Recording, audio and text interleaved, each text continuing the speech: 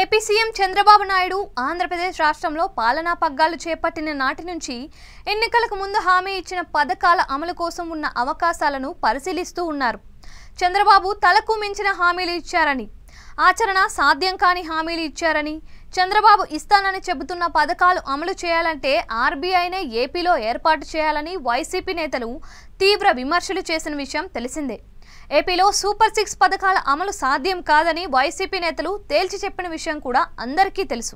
అయితే చంద్రబాబు ఇచ్చిన మాటకు కట్టుబడి సూపర్ 6 పథకాలను అమలు చేయడానికి ఉన్న అవకాశాలపై ఫోకస్ పెట్టారు.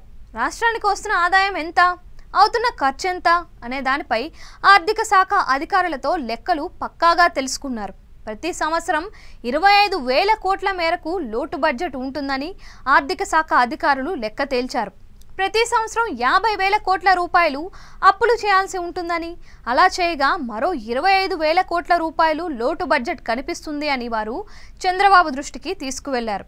ఏపీకి వస్తున్న ఆదాయంలో ముఖ్యంగా సామాజిక భద్రతా పింఛన్లు, ఉద్యోగులకు జీతాలు, రిటైర్డ్ ఉద్యోగులకు పింఛన్లు పోగా ప్రభుత్వం అమలు చేసే సంక్షేమ కార్యక్రమాలకు భారీ ఎత్తున నిధులు వెచ్చించాల్సి ఉంటుందని ఆర్థిక శాఖ చంద్రబాబు దృష్టికి తీసుకువెళ్లింది. వస్తున్న ఆదాయానికి ఉన్న ఖర్చుకు అసలు ఎలాంటి సంబంధం లేదని పేర్కొంది. గతంలో వైసీపీ ప్రభుత్వం 70,000 కోట్ల రూపాయలను సంక్షేమానికి వెచ్చించిందని ఆర్థిక శాఖ ఇచ్చిన నివేదికలో పేర్కొంది.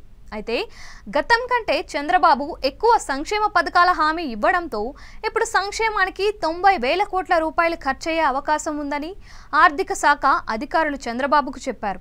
సర్కార్కి వచ్చే ఆదాయం పోగా 50,000 కోట్ల అప్పులు చేసి ఇంకా మరో 25,000 కోట్ల రూపాయలు ప్రజలకు హామీలు ఇచ్చి పథకాలను అమలు చేయడానికి అవసరమవుతాయని ఆర్థిక శాఖ అధికారులు చంద్రబాబుకు వెల్లడించినట్లు సమాచారం. దీంతో చంద్రబాబు 25,000 కోట్ల సంపద సృష్టించడానికి ఉన్న అన్ని మార్గాలను అన్వేషించాలని ఆర్థిక శాఖ అధికారులకు సూచించినట్లు తెలుస్తోంది.